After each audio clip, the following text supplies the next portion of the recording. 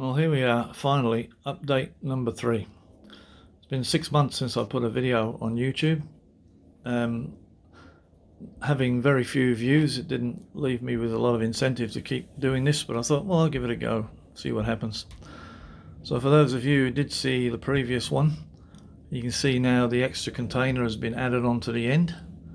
It's a long way down there, 48-foot long railway now, but the width is limited, of course, by the containers, but just moving up a little bit. So having connected the two containers, I have connected the layout via these bridges.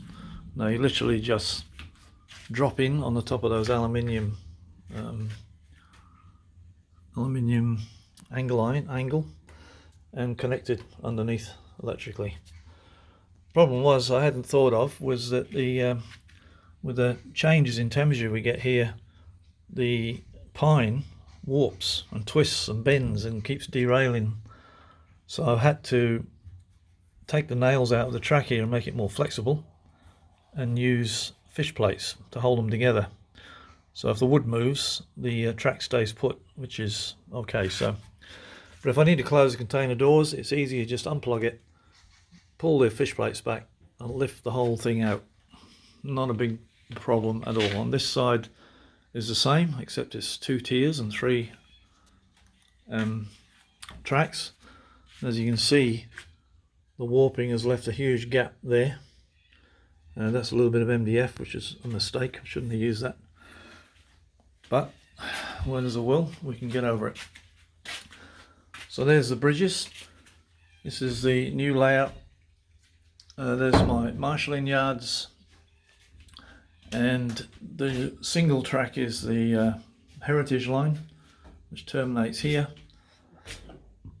There's a little turntable on the end I've made out of a couple of DVDs, and you can just spin that round. I've yet to detail it, put fences around it and make it look like it's supposed to be there.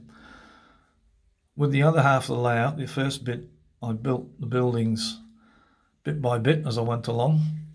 For these ones, I just bought a whole heap of foam board, and I've made the buildings out of foam board. Of course, they're self-standing, you don't need any structure inside, and later on I'll just pick them up and put some detail on. This is going to be a block of flats, so I'll put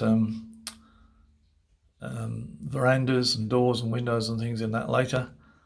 Over there is a factory of some description, so I'll be able to detail it and paint it up and add bits to it as I go. Each one of these buildings I can just pick up and lift off.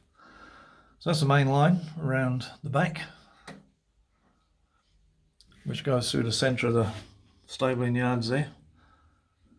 Everything's out of there at the moment, it's all crammed up the other end. And this is a couple of old Hornby models that don't run too well, so I just put them in there to make them look good, but I don't really use them much. So that's pretty much the update so far, and it all runs really smoothly. I'm quite impressed with it actually, even though I say it myself. But there's a lot of work to do. As you can see, the modelling table is full of stuff to make more scenery and more buildings. And the painting at the end I did way back at the beginning on the other end, and then I pulled it down because it was horrible. But then I stuck it up that end, just instead of having the steel wall. I'll do something of that one day. Other than that, the only additions we've had to the layout since the last video was been this Bachmann Zebra, which is a very nicely detailed model. You can just see inside there, I think I've got a tree in the way, so I dropped the phone. So yeah, it's quite a bit of detail in there. It's really nice. I think these 3 birdcage coaches I might have had before, I can't remember. But they're highly detailed too from Bachmann, very good. So pretty much that's it, nothing else has changed. I think everything's pretty much where it was. So what I'm going to do is just leave the video with a bit of a running session for a few minutes, and if you enjoy it, like and subscribe, and I'll keep putting more on, and gradually as the layout gets more detailed, we'll take it from there. So thanks for watching, and we'll see you later, and just enjoy a couple of minutes of running. These locos all have sound, but for the benefit of the video I've turned the sound off because it gets a bit too noisy and echoey.